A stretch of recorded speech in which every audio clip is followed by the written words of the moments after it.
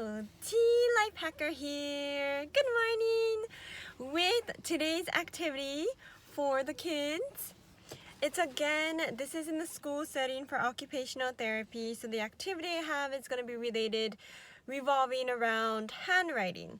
And this is explicitly working on handwriting and indirectly. So first indirectly, because the activity I have is you can have the child write good morning or yourself. For me, I'm going to be the one writing it just so it's kind of like a warm-up for them and they don't have to dive directly into handwriting just yet.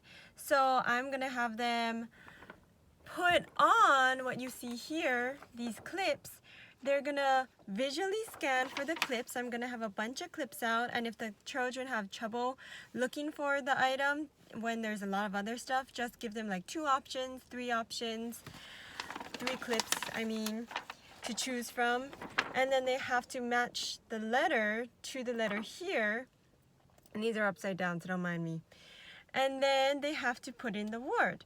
Then after they put in the word with all the clips, which the clips work on their fine motor coordination and bilateral strength because they have to hold the paper with one hand, which I can't because I'm holding the camera. And then they have to pinch, hold the pincher grasp. So it works on a lot of different skills. I have to go now, but I'll talk to you guys later. Bye. Session is all done. I am back, guys, here to show you what the activity looks like after we did it. Now remember, it never goes as planned, so let me show you what I mean by that. So here is what I did with the student. Now remember, this is what I did earlier. I showed you guys, I wrote good morning, I drew the sun, and then I was gonna have the child put up the pins, put the pins on each corresponding letter. So they do G, O, O, D, and it would work on the finger strength, right? You see how I have to pinch it and isolating the fingers too. So it would be like that. You can't grab all of it with one hand. Well, you could. So I guess you could. They could do that. But whatever is working for them, and that you can work on their strength with. So you could do it this way. And if that's what you're working on, just finger strength in general, that's fine. If you're working on isolating to make a grasp like this, then you would have them do it like this. And maybe you put stuff on here so they can't really hold on to this part, or you'd have them hold it like this. So you can switch it up so they have to hold it like this and pinch it. But anyways, so for this child, they are easily distracted. And because of that, that causes the difficulty with focusing on the activities, with listening to what you tell them to do or what you ask of them. And so, as you can see, it did not go exactly as we were thinking. Which, that's the beauty in occupational therapy, is that you break down the activity. So say we're doing this, and what it requires is they have to pinch this and put it on. They have to find the letters. So say I put G, you have to go find G, and I make them look through a whole pile, have them look through the bag, right? But sometimes that's too hard for the child. So in occupational therapy, we break down the activity into steps and steps. And by breaking it down, we get to see where they're struggling at and how we can make that easier for them. Versus just watching them play and then being like, oh, okay, you can't do that here, let me do it for you. It's more, we see where they're at and we work from there. So say I give them this whole bag. They're having trouble finding the letters. They're like, oh, well, they're spinning a while, they're getting frustrated. You don't want them to get too frustrated where they feel like they can't do it. And so it might be easier if they're looking for the letter A, show them 2 at once. So A, Q, which one's A? Oh, that one's A. So what you're doing is you're reducing their distractions, you're reducing the stimuli, what they have to work with, from going through a whole bag of items through just a few. And then when they get the hang of easily recognizing, oh, this is the letter I want, this is the letter I want, then you can add more. You can add another one and another one that they have to sort through until they can get to the place where they can sort through all of it on their own.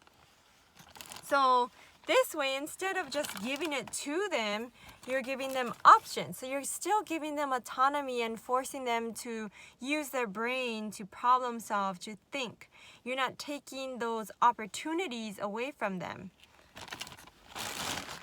So say they now have the letter, they don't know how to use this.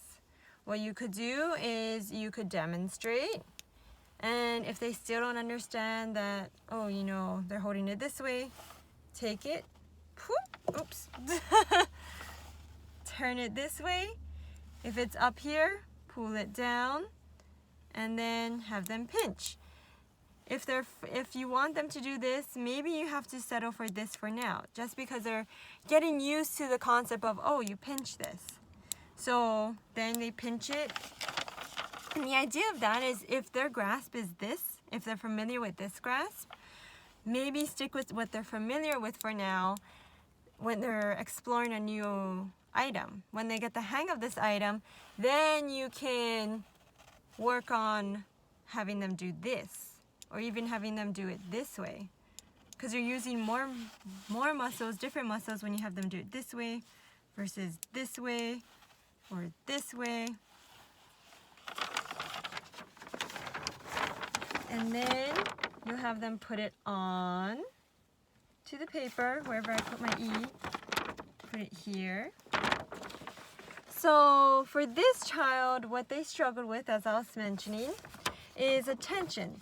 So this was too much for them. Seeing all of this visual stimuli, meaning all of these letters, it can be too overwhelming for the child. If you're showing them something new for the first time and telling them, here, do this, they can be like, what? What am I supposed to do? I don't understand. So break it down for them. So what I did was, I put a letter on, I put a G, and even that they're having trouble finding. Or more so, not trouble finding, but they are pretty rigid in their thinking. So I had to grade them down even further and work from their strengths. Their strength was, okay, they're at least interested in these. So what I did was, they found a letter, they found one they liked, and the main idea was I wanted them to put it onto the paper. I mean, that was the first step, put it onto the paper. That was the hardest challenge for them. So I thought, oh, okay, since they're able to grab it and put it on the paper, what I'll do is I'll incentivize them in a sense. So they'll put it on the paper. I'm like, oh, you have letter G. So I drew the letter G, and then they were working on handwriting by tracing. So they're still at the level of tracing letters. So then I put the G on, and they're like, I want the next one. Give me the next one. And I told them, okay, I use the first then with them, which is the first then technique is, first we'll do the letter G, we'll trace G, then I'll give you more of the clips. And so he was able to do that. It took a little bit of time where he was distracted by other stuff and wanting to do other things, but when I reduced what was in front of him, so he had just a few options for markers, so I still gave him the autonomy of choosing between different color markers. Granted, not purposeful, but a few of the markers didn't work. So he basically had only one choice, but he still used the different markers. Now for some kids this can work, not for all kids though. Keep that in mind, because if the markers don't work, they'll be like, what the heck? Why? I'm not going to use these markers, because their frustration tolerance, their ability to manage through their frustration, if they get too frustrated, they won't want to do it. So you have to be very careful that you don't push the limit too far with the child. If they look like they're getting too frustrated that none of the markers are working, then get them markers that work, or switch to crayons, switch to pencils, switch it up, because the idea is you want them to continue doing the activity. You want them to keep their self-esteem, their self-confidence that they can do it.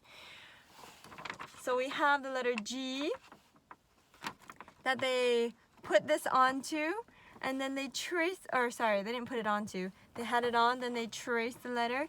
Then I gave them the next letter. And then from there, they did a few more where they put it on the paper, and then I drew the letter, and then they drew the letter. They traced the letter, then I gave them another clip.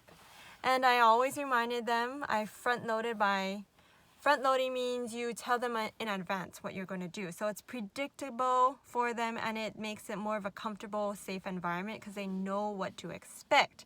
They know what is expected of them. And for many children, when you give them rules, things to follow, it makes it easier for them. So for him, he put the letter that he chose on. I drew the O. He traced the O. He got another clip. And then after a few times of that, I varied the rules very, very slightly. So all I did was he chose a clip, and before he put the clip on, I marked the paper with the letter. So say it was Q, or let's say it was a different letter we have here. Say it was I wrote I quickly before he could put it on the paper, and then he put it on. So I told him find the I, and he put it on. Then I had him trace the I. And you can also work on their patience by, instead of quickly putting on the I could be like, wait, let me draw the I, which is what I did as he started understanding the concept of, oh, she's gonna draw the I. Then I put the I on, or the letter on, and then I trace the I, or whatever letter it is. So when you're trying to get them, basically when you're trying to get them into doing something, what I did was I worked on their strengths, so what he was familiar with, and then what he was actually doing when I showed him the activity, which was grabbing the clips. So I worked on his strength by having him put the clip on, and then I draw the letter, and then have him trace it because he wanted more clips. He was able to do first you trace, and then you get more clips. And from there that's how he followed the directions. So it worked out really well in that sense, and that's a really good strategy to use, in which you build on their strengths and you make it predictable, a routine for them, and you use as little words as possible. So notice how I didn't say, okay, no, you have to write it right here, you have to trace these words exactly, and then put my hand over his and do it. No, that's not how I did it. That can be a strategy some people use, but I prefer to do it where he has full, he is able to do it as much as possible on his own. So for this was already, I realized, too overwhelming for him. So not for this session, but maybe another session, we'll work on having him do the letters, a word. But I noticed that it was maybe too close for him, so maybe I would spread it out on the whole paper. So I'd have G, O, O, D, M, O, like that. And he has to put it on, because that way it makes it less overwhelming by having a whole sentence here, because this is a sentence, right? Good morning.